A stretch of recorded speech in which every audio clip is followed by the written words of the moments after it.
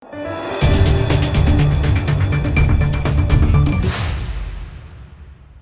દર્શક મિત્રો, આપ જોઈ રહ્યા છો લોકમૈત્રી ન્યૂઝ. હું છું એન્કર અર્પિતા પટેલ. હવે જોઈએ અગત્યના સમાચાર. પ્રજાના પૈસે તાકડીના સ્થાયી સમિતિના વધારાની દરખાસ્ત મુકાઈ. વડોદરાના કોર્પોરેટરો સેમિનાર માટે પ્લેનથી સિક્કિમ જશે. ₹20 લાખના ખર્ચની મંજૂરી મંગાઈ છે. વડોદરાના કોર્પોરેટરો સેમિનાર માટે પ્લેનથી સિક્કિમ જશે. ₹20 લાખના ખર્ચની મંજૂરી મંગાઈ છે. વર્ષ 2023માં મહિલા કોર્પોરેટરો પણ પ્લેનથી સિક્કિમ ગયા હતા, પણ શું શીખીને આવ્યા? વડોદરા શહેરને શું ફાયદો થયો તેવા સવાલો ઊભા થયા છે.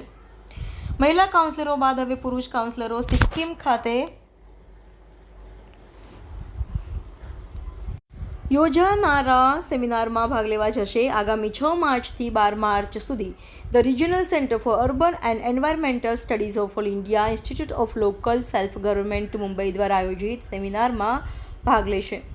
આ ટ્રીપ માટે અંદાજિત ₹20 લાખનો ખર્ચ થવાનો અંદાજ મુકાયો છે. તે મુદ્દે સામાજિક કાર્યકર પંકજભાઈ સવાલ ઊભા કર્યા છે કે પહેલાં પણ કાઉન્સિલરો ટ્રેનિંગ અર્થે ગયા હતા, પણ તે અર્થ વગરનું છે. તેનાથી વડોદરા શહેરને શું ફાયદો તે દેખાઈ રહ્યું છે.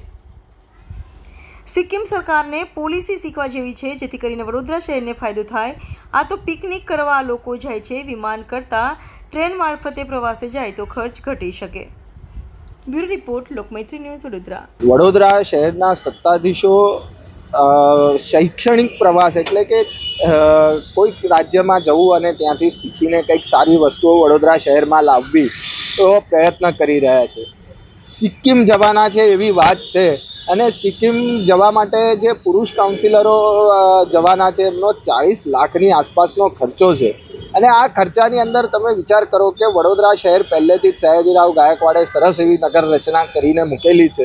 એ નગર રચનાને મેન્ટેન કરવાની કામગીરી પણ વડોદરા મહાનગરપાલિકા કરી નથી શકી ને વડોદરા શહેરનું દાટ વાળી દીધું છે. વિકાસના નામે જે આડેધડ વિકાસ થયો છે એ વડોદરા શહેરની ખૂબસૂરતી ને બદસૂરતીમાં પરિણામ આપ્યું છે એમણે.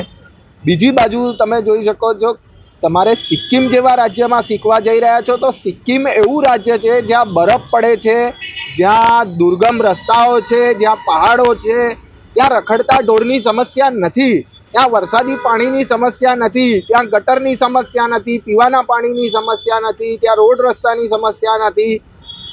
ત્યાંની વસ્તી કેટલી ઓછી છે અને તમે વડોદરા સાથે સરખાવો. કદાચ એવું બને સિક્કિમના 5-6 જિલ્લાઓ તમે ભેગા કરો ને તો વડોદરા ખાલી 4 દરવાજા વિસ્તારની વસ્તી થાય.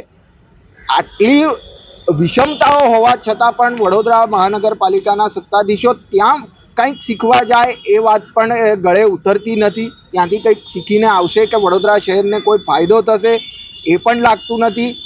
મારા મતે તો એવું લાગે છે કે વડોદરા શહેરની જનતાના નાણાંનો સીધો વેડફાટ અને આ લોકોની ક્યાંક ને ક્યાંક પોતાનો વ્યક્તિગત સુખ સાચવવાનો આ એક પ્રયાસ છે.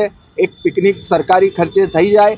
બાકી જો તમારે શીખવા જ જવું હોય તો સિક્કિમની અંદર સરકારી ટ્રેનમાં તમે જાઓ અને ત્યાં સિક્કિમમાં ગયા પછી ત્યાંના ગેસ્ટ હાઉસમાં રોકાઓ. ગેસ્ટ હાઉસમાં રોકાયા પછી ત્યાંનું જ ગેસ્ટ હાઉસનું જમણ જમો, એટલે તમને ત્યાંનો વાસ્તવિક પરિસ્થિતિનો અંદાજ આવી જાય અને પછી તમે ત્યાં જે સારી વસ્તુઓ દેખાય તે અહીંયા ઇમ્પ્લિમેન્ટ કરો. બાકી 5 સ્ટાર હોટલમાં વડોદરા શહેરમાં વિશ્વામિત્રી ગટર જેવી વહે છે અને બાજુમાં 5 સ્ટાર હોટલો છે. હોટલમાં બેસ્યા તમને વિશ્વામિત્રીની બદસૂરતી નહીં દેખાય. એવી જ રીતે સિક્કિમમાં પણ હશે કે ત્યાં પણ પરિસ્થિતિ કંઈક અલગ જ હશે.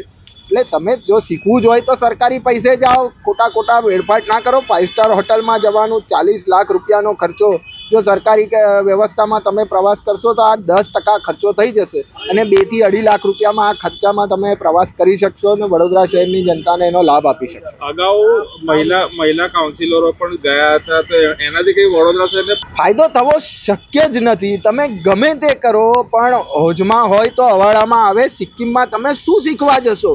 બરફ પડ્યો તો બરફ કેવી રીતે હટાવવાનો એ શીખવા જશો તો અહીંયા બરફ ક્યાં પડે છે? અહીંયા રખડતા ઢોર છે, ત્યાં રખડતા ઢોર છે જ નહીં. ત્યાં ઢોરો માંડ જોવા મળે તમને. તો ત્યાં રખડતા ઢોરની સમસ્યા કે ગંદા પાણીની સમસ્યા ત્યાં નથી, વરસાદી પાણીની સમસ્યા નથી, કેમ કે પહાડ છે ત્યાંથી બધું નીચે આવી જ જવાનું છે. તો વડોદરા શહેરની પ્રમુખ સમસ્યાઓ તો સોલ્વ જ નથી થવાની. બીજી બાજુ વિકાસ કરો તો ત્યાં ફ્લાયઓવર બ્રિજ તો છે નહીં જે તમે જોવા જવાના છો. વડોદરા શહેર ફ્લાયઓવર બ્રિજનું માયાજાળ ઊભું કરી મૂકેલું છે. તો તમે પહેલેથી જ જે વસ્તુઓ કરી ચૂકેલા છો વિકાસના નામે એ વસ્તુઓને હવે તમે ત્યાંથી શું શીખીને લાવવા માગો છો એ સમજ નથી પડતી. તમારે શીખવા જવું હોય તો પુણે જાઓ, નાસિક જાઓ, તમારે ઇન્દોર જાઓ, આવી સિટીમાંથી શીખો જે વડોદરા શહેરની એમની ને આપણી સમસ્યાઓ કે ભૌગોલિક પરિસ્થિતિ સરખી છે. આ નકારાત્મક પ્રવાસ છે ને વડોદરા શહેરની જનતાનો ક્યાંક ને ક્યાંક નાણાંનો વેડફાટ છે. શું નામ? પંકજ દરવે. લોકમૈત્રી ન્યૂઝ સાથે જોડાયેલા રહેવા અમારા યુટ્યુબ ચેનલને સબસ્ક્રાઇબ કરી ફેસબુક અને ઇન્સ્ટાગ્રામ પેજને લાઇક અને શેર કરો.